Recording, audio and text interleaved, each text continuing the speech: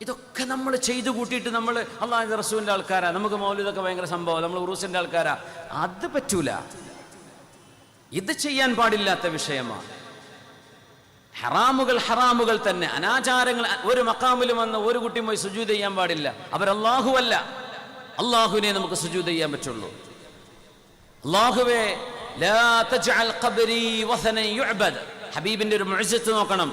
പുണ്യനബി തങ്ങൾ പറഞ്ഞു, റബ്ബേ എന്റെ ഖബർ ഒരിക്കലും ആരാധിക്കപ്പെടുന്ന ഒരു ആരാധനാ മൂർത്തിയാക്കി എന്റെ ഖബറിനെ മാറ്റരുത് റബ്ബേ. ആരുടെ ദുആയാണ്? ഹബീബിന്റെ ദുആയാണ്. കാരണം മുൻഗാമികളായ പ്രവാചകന്മാരുടെ ഖബറുകൾ ആരാധ്യ വസ്തുക്കളായി ഇബാദത്ത് ചെയ്തിരുന്ന കാലഘട്ടം ജാഹിലിയ്യ കാലങ്ങളിൽ കഴിഞ്ഞു പോയിട്ടുണ്ട്. നബി ദുആ ചെയ്തു. ആ ദുആഇന്റെ മുഅ്ജിസത്ത് ഇന്നും റൗദയിൽ കാണാം. ആരെങ്കിലും അവിടെ ഹബീബിന് സുജൂദ് ചെയ്യുന്നുണ്ടോ? ആരെങ്കിലും ഒരു മുസ്ലിം പറഞ്ഞോ എന്റെ ആരാധ്യനാണ് മുഹമ്മദ് നബി തങ്ങളെന്ന്? പറയാൻ പാടില്ല. നമ്മുടെ മഅബൂദ് അല്ലാഹുവാണ്. മനുഷ്യൻ ആരാധിക്കുന്ന എത്ര ആൾക്കാരുണ്ട് ലോകത്ത്?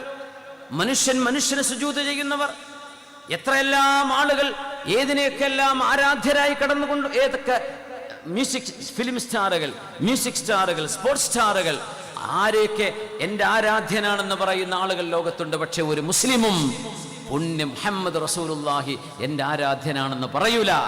എന്തുകൊണ്ട് പറയൂല? അങ്ങനെ എന്നെ ആരാധിക്കപ്പെടുന്ന വസ്തുവാക്കി മാറ്റരുത് റബ്ബേ എന്ന് ഹബീബ് ദുആ ചെയ്ത ദുആ ഈ ഉമ്മത്തിൽ അല്ലാഹു പുലർത്തി തന്നത് ഹബീബിന്റെ മുഅ്ജിസത്താണ്. അവരാണ് റസൂലുള്ളാഹി സ്വല്ലല്ലാഹു അലൈഹി വസല്ലം. അത് മുസ്ലിമീങ്ങൾ ചെയ്യൂല. മുസ്ലിമീങ്ങൾ ഒരു മഹാനെയും അല്ലാഹുവാണ് പടച്ചവനാണ് വിശ്വസിക്കുന്നത്. പക്ഷേ വിവരമില്ലാത്ത ആളുകൾ, അറിവില്ലാത്ത ആളുകൾ, വിവരദോഷികൾ, നമ്മൾ പറഞ്ഞു കൊടുക്കാൻ ചെയ്യാൻ പാടില്ല.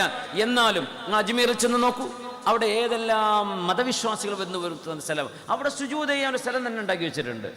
നമ്മൾ സായിരീങ്ങൾ മഹാനായ ഖാജാ മുഈനുദ്ദീൻ ചിശ്തി തങ്ങളെ അവിടെ സിയാറത്ത് ചെയ്യാൻ വേണ്ടി പോകുമ്പോൾ നമ്മൾ നമ്മുടെ അഖീദയിലാണ് പോകുന്നത്, അല്ലേ?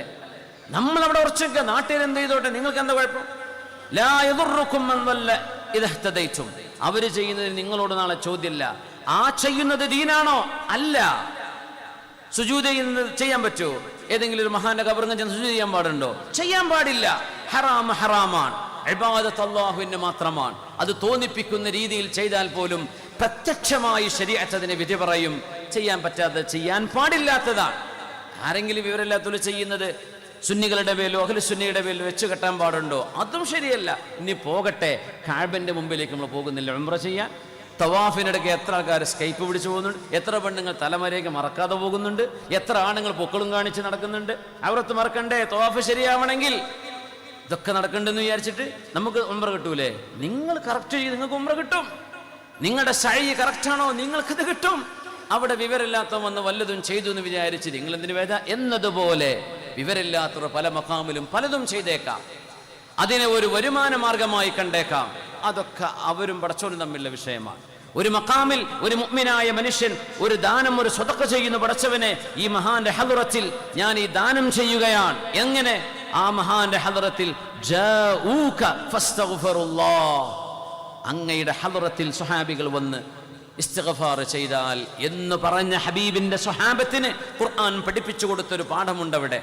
അശാഇറത്തിന്റെ പണ്ഡിതന്മാർ അത് വ്യക്തമായി ചർച്ച ചെയ്തു. ഖുറാഫാത്ത് പറയാൻ നിൽക്കണ്ട. മുസ്ലിം ഉമ്മത്തിലെ സുന്നികളായ ആളുകളോടാണ് ഞാൻ പറയണത്. നമ്മൾ ഏതായാലും ചില ആളുകളുടെ കണക്കിൽ നമ്മളൊക്കെ ഇസ്ലാമെന്ന് പുറത്താ, പിന്നെ അവരെന്തിനാണ് നമ്മളെ തിരുത്താൻ വരുന്നത്? ഞാൻ ചോദിക്കുകയാണ്. നമ്മൾ സുന്നികളോട് പറയുന്ന ഈ ആശയങ്ങളെ എന്തിന് ബാക്കിയുള്ള സുന്നി അല്ലാത്തവർ എന്തിനു വന്നിട്ട് തിരുത്താൻ വരണം?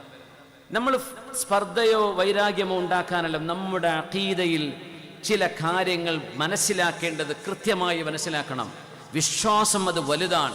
അമല് അല്ലാഹു ഒരുപക്ഷെ നമുക്ക് മുസാമഹത്ത് ചെയ്തു തരും. പക്ഷേ നമ്മുടെ വിശ്വാസത്തിൽ പിഴവ് സംഭവിച്ചു പോയാൽ അപകടം സംഭവിക്കും. അള്ളാഹുവിനെ പോലത്തെ ഒരു മഅബൂദ് ഈ ലോകത്ത് ഒരാളുമില്ല. ആരും അള്ളാഹുവിനോട് തുല്യരായിട്ടില്ല. അല്ലാഹു ചെയ്യുന്ന പണി ഒരു മഖ്ലൂഖ് ചെയ്യുമെന്ന് വിശ്വസിക്കാനും പാടുള്ളതല്ല.